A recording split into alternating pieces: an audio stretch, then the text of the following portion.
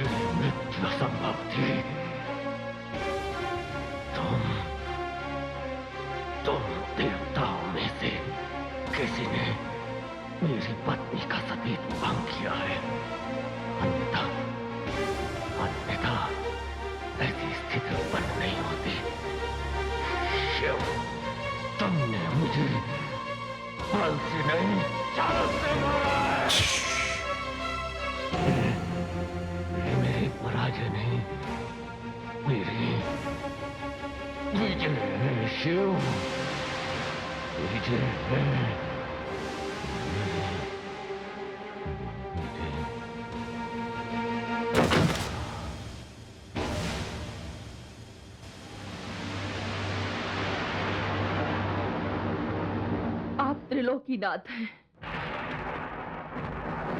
मैं तो आप ही को प्राप्त करना चाहती थी, किंतु तुलसी बनने के पश्चात मेरे भाग्य में शंखचूड़ ही लिखे थे।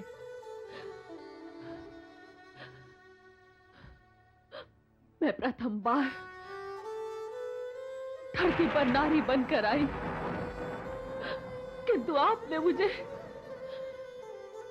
धरती की नारी के नियम भी नहीं निभाने दिए। आपके स्पर्श ने मुझे मेरे पति के योग्य नहीं रहने दिया। मैं जानती हूं कि ये भूल मेरे पति की है कि वो अहंकारी है, अभिमानी है। उन्होंने क्या मानव, क्या देवता, किसी को नहीं छोड़ा, किंतु दंड तो उन्हें मिलना था। मेरा क्या दोष था? आपके कारण मेरे पति शंखचूड़ का वध होगा, किंतु वैधव्य का दोष तो मुझे लगेगा। महादेवी, वास्तव में तो मैं आपका पति हूं। हम दोनों तो अनंत काल से पति पत्नी हैं। आपका शंखचूड़ की पत्नी होना उस शाप का परिणाम है जो देवी सरस्वती ने आपको दिया था, और आपको शाप से मुक्त करने के लिए मुझे अपने हृदय पर पत्थर रखकर यह अनुचित व्यवहार करना पड़ा। आपने जो कुछ किया वो मेरी लक्ष्मी रूप की मूर्ति के लिए किया, किंतु तुलसी के रूप में तो मैं शंखचूड़ की पत्नी हूं। इसलिए मैं आपको श्राप देती हूं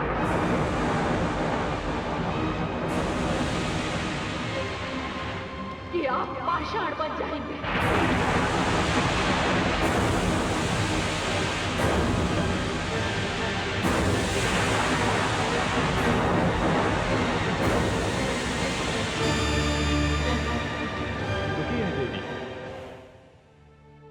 रुकिए, यदि विष्णु पाषाण हो गए तो संसार का पालन पोषण कौन करेगा? नहीं देवी, ऐसा अनर्थ ना कीजिए, अपना शाप वापस ले लीजिए। नहीं ब्रह्मा जी, धनुष से निकला हुआ तीर वापस नहीं आ सकता।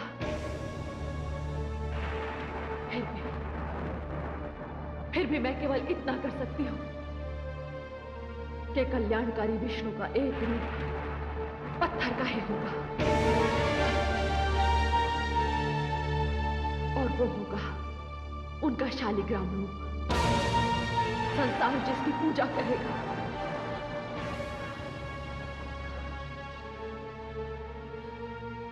अब तो मैं ये शरीर त्याग सकती हूं।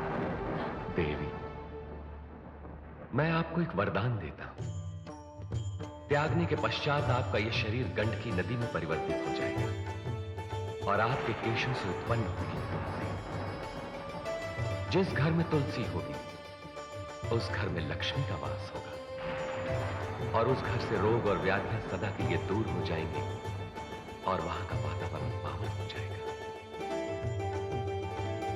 धन्यवाद है नारायण कि आपने मुझ पापिन को वर दिया।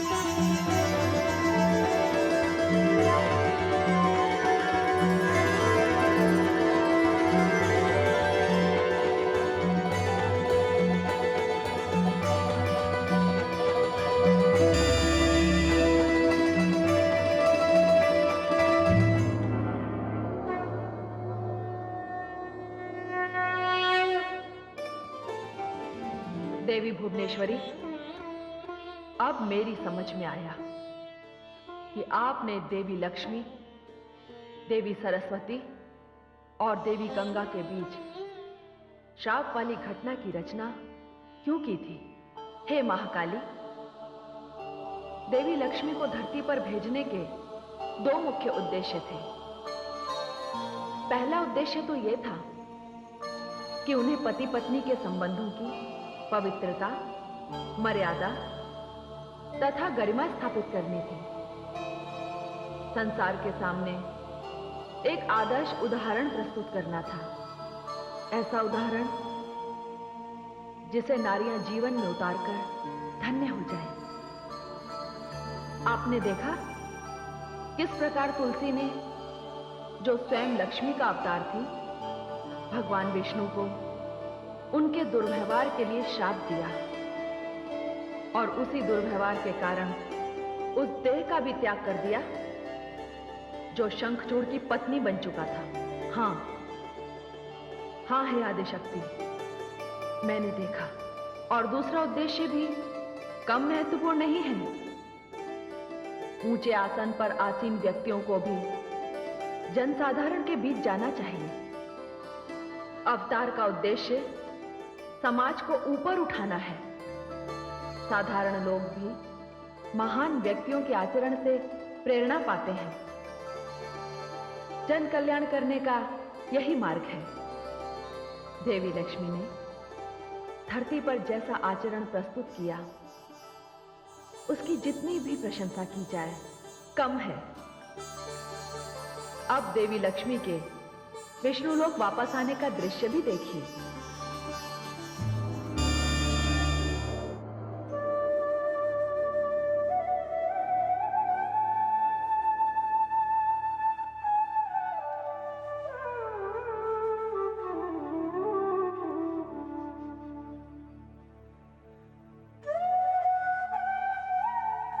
प्रणाम है स्वामी।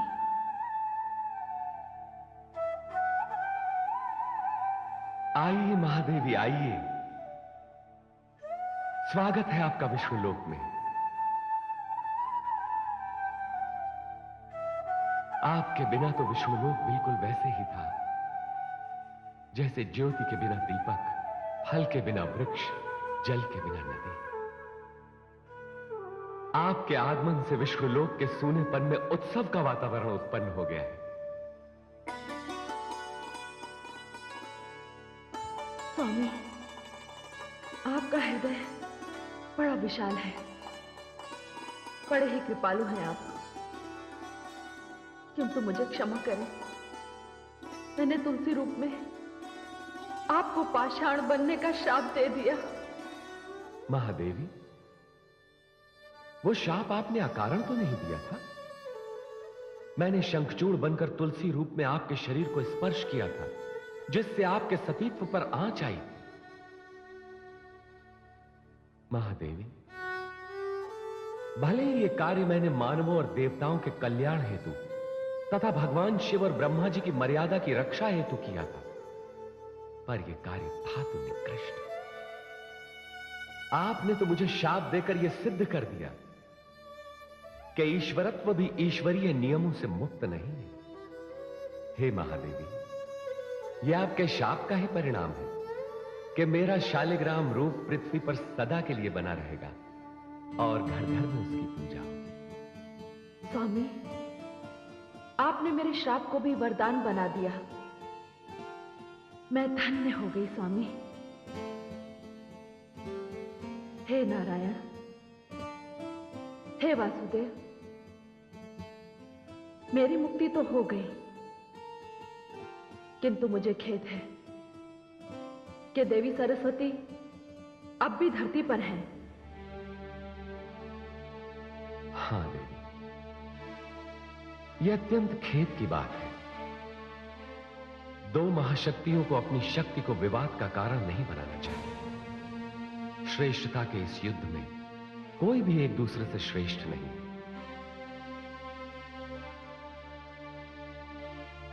आप ऐश्वर्य की देवी हैं और देवी सरस्वती ज्ञान एवं विद्या की।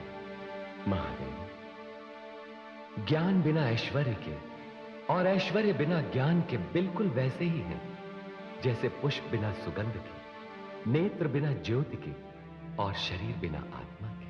स्वामी, आपने सत्य कहा। मैं अपनी भूल स्वीकार करती हूं।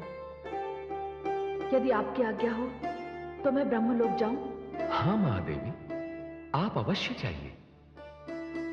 देवी सरस्वती के बिना ब्रह्मा जी अकेले हो गए।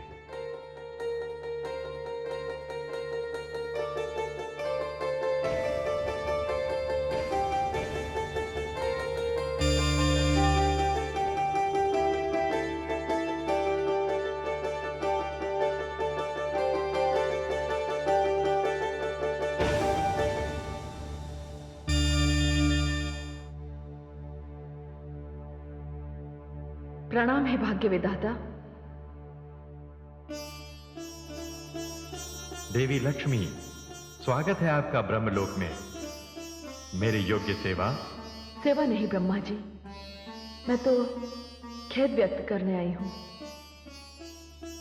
कि मेरे कारण देवी सरस्वती को ब्रह्मलोक छोड़कर धरती पर जाना पड़ा। किंतु हे देवी लक्ष्मी, इसमें तो आपका कोई दोष नहीं। देवी सरस्वती को शाप तो देवी गंगा ने दिया था। दोष तो देवी सरस्वती का है जिन्होंने आपको शाप दिया था। ब्रह्मा जी, मैं तो उस शाप से मुक्ति पाकर वापस आ गई हूं, किंतु देवी सरस्वती तो अब भी वही है। उनकी मुक्ति कैसे होगी? ब्रह्मा जी, आप भाग्य विधाता हैं। उनका भाग्य भी तो आप ही ने लिखा है। हाँ, उनका भाग्य भी मैंने ही लिखा है, किंतु क्या लिखा है यह आपको नहीं बताऊंगा।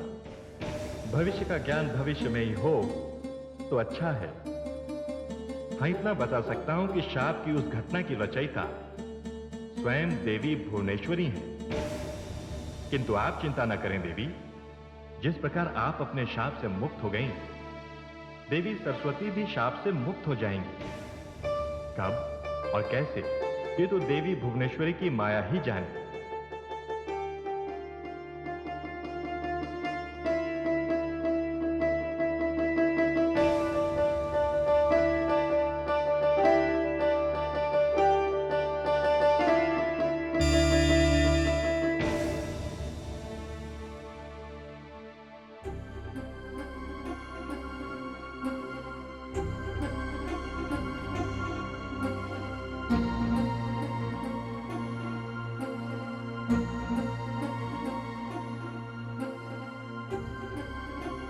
महादेवी, स्वामी, आप तो ब्रह्मलोक गई थी, क्या बात है?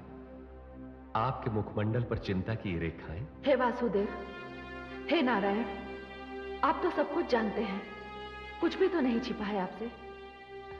ये सत्य है, किंतु मैं आपकी चिंता का कारण आपके मुख से सुनना चाहता हूं। स्वामी, मेरी चिंता का कारण है देवी सरस्वती। मैं तो उनके श्राप से मुक्त हो गई, किंतु वे अभी भी धरती पर नदी रूप में बह रही हैं। और ब्रह्मा जी कहते हैं उनकी भी मुक्ति होगी, किंतु कब और कैसे वे ये नहीं बता सकते। नारायण नारायण। प्रणाम प्रभु।